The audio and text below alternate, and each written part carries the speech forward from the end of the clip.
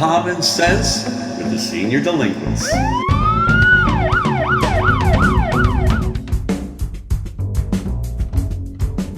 Let's see, occupation. I don't see anything here that really fits your line of work. I'll just put down thug. Sounds right. Well, do you have an office you could claim? Yeah, car I hijacked, but it got stripped. Too bad. You got a replacement? Cop car, but that got torched. Oh. Well, Fredo, you know, now the IRS wants you to claim everything in terms of stolen property based on their market value. Clothes, jewelry, electronics. You have that list I asked you to prepare? Yeah, I brought this. Hold on.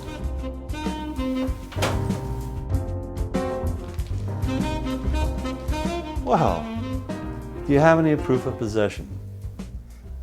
See, that is me. Okay, well, guess we'll just put them down as donations so at least you can get the deduction. I got an ass washer, used.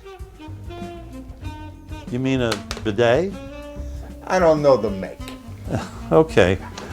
Well, it looks like you're going to have to pay at least a couple grand in taxes, unless you have some other write-offs.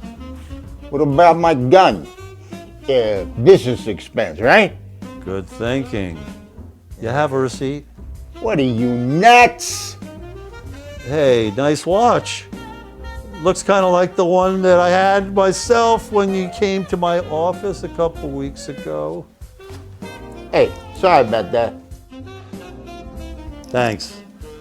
Yeah. Look, I got some good news. As a new client, you get a 10% discount on my tax services. It'll only be $500-600. No shit. Well, I guess I'm gonna do it myself.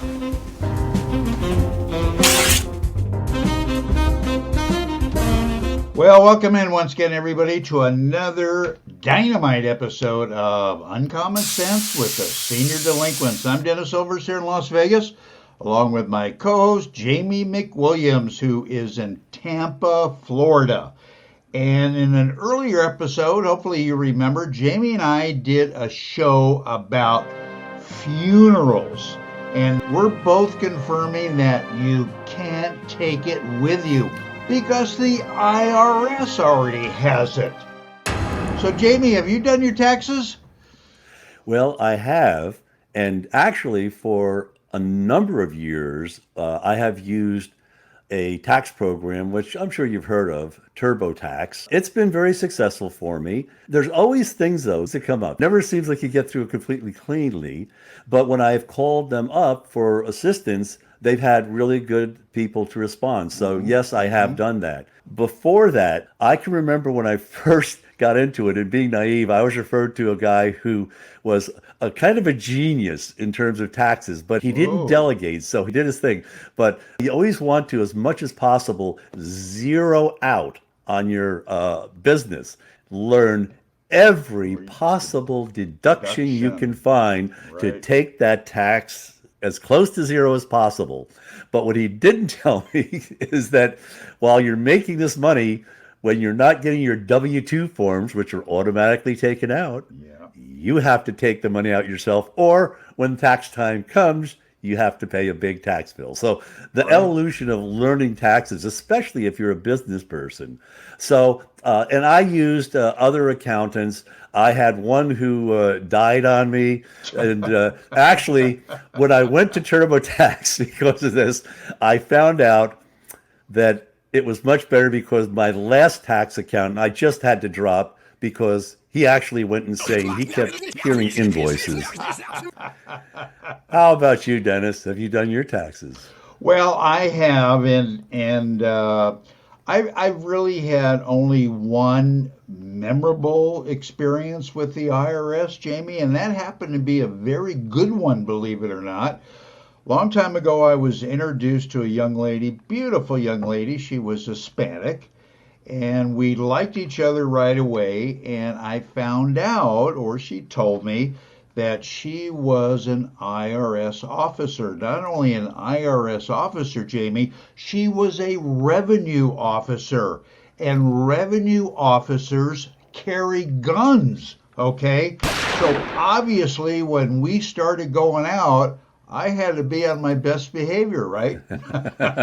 Either that or you must have had some incredibly intimate sessions where you got some very valuable information. Did she yell out tax codes or little hints for you or anything like that? Well, I'm not going to say her name or anything, but I remember when we first started going out, we would go to a club and there would be a long line, Jamie. And I'm, you know me, I'm not one for waiting in a line. And she would go, "Wait right here, Dennis. I'll be right back." I said, "Okay." And the next thing I know, we're getting escorted into the club in front of everybody. And we'd sit down and I say, "How in the heck did you do that?" Well, it turned out she kind of flashed a badge and said, would appreciate a little courtesy and blah, blah, blah. And it was great. It was great. With TurboTax, I still use their tax defender just in case there was an audit. I have not been audited and hope I never will. Jamie, that's very, very smart on your part. I understand we have a very special guest on the show today, a gentleman that's had some really interesting experience with being audited by the IRS. So I'll tell you what, stay tuned. We're going to take a short break and we'll hear what he has to say right after this. One of the things you want to look for will be features from the Senior Delinquents and myself on a couple publications you might want to check out. In Florida and the South, there's Southern Golf. If you're up north in New England, check out New England Golf and the Senior Delinquents on that site. You'll be glad you did. I live in the Villages. And I've lived in the Villages longer. But I like the Villages because it's got so much to offer. And there's going to be so much more that you're going to learn about the Villages. So many surprises coming to you this summer with Golf and Safari. I'm here with Parker Smith now from Arizona, Scottsdale, and we go back a long way.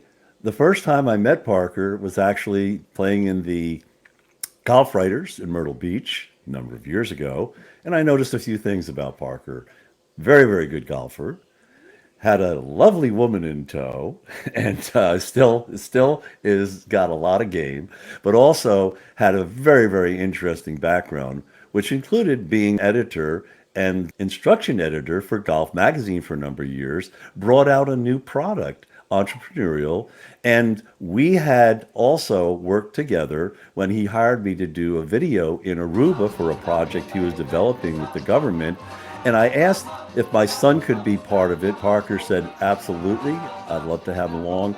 They developed a friendship and just an overall great guy and glad that you could be here with us. You had told me that you had a very daunting experience with the IRS, and maybe you could tell me about it and what brought it about and what kind of mindset you had going into it. I think a lot of people get audited and they don't know what to do when that happens. And it's kind of a panic mode right away. And I was living in North Carolina then in 2004. And when I got out here in 2005 in Phoenix, I was cooking along. And in 2007, I got a note from the IRS saying, you owe us a lot of money, we think, based on the 1099s we have. You probably owe us about $60,000. And I said, whoa. I said, I've been paying my taxes. I do a tax form every year. I send it to this lady in the Carolinas. I send her $450, and she comes back and says, everything's taken care of, no problem. And the IRS said, no, she's not even filing. They said, what do you have? And I said, well, I have a couple of boxes full of stuff. I said, I travel a lot in my business, like doing Aruba. I was down there like 8 times. So I kept receipts, and I also tried to charge everything I could and then pay the bill as quickly as I could. So it turns out that was a very good way to look at travel. You must have those receipts. So I took 2 boxes to the IRS office, and a lady there looked at the boxes and said, you really want me to open these things? And I said, well, I thought you want to see receipts. She said, if I open these things, she said, there's no telling what I will or will not find. And if I find things that you don't want me to find, or I don't find things that you should have, then you're going to be in quick doo-doo. You're going to owe us the money right now, and there's no escape. One of my friends said, You know, they have adversarial kinds of people in the IRS, but they also have people who are there as advocates for you. You can call and get an advocate. So I wound up with a woman in the Carolinas where I had lived, and she said, "What do you have?" And I told her, and she said, "Well, send me the records." I did, and she called me about a month later, and she said, "We can do something here. We have enough records that we could talk about this." So we started talking, and we started detailing where I had been and when and why. She said, "Normally we don't allow this much travel, but it's obvious that you were doing this to create income. We'll give you 5%. If you can give us $3,000, we'll settle this." And I said, "No further obligation." She said, "No." And this is 7 years of travel taxes going on. And so I settled for $3,000. Let's make Sent a a deal. check. Yeah, no kidding.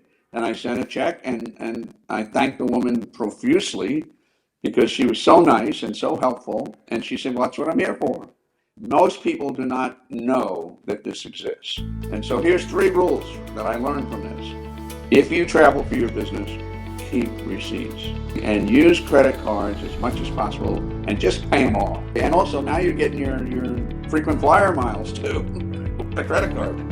Number 2, if you get audited, call the IRS and ask how I get an advocate because they can do wonders for you.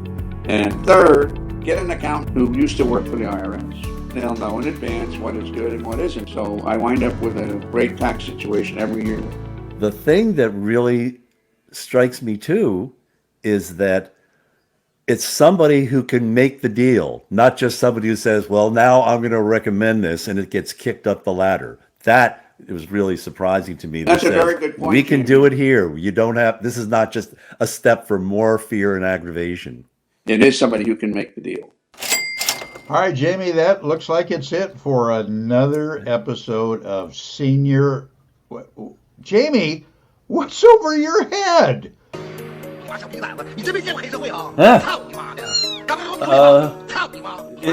It says made in China. Oh, damn. Now I got to worry about the IRS and Chinese surveillance balloons. Oh, goodness. On that note, I really need a drink. So until next time, I hope I-ho Silvers away. Away.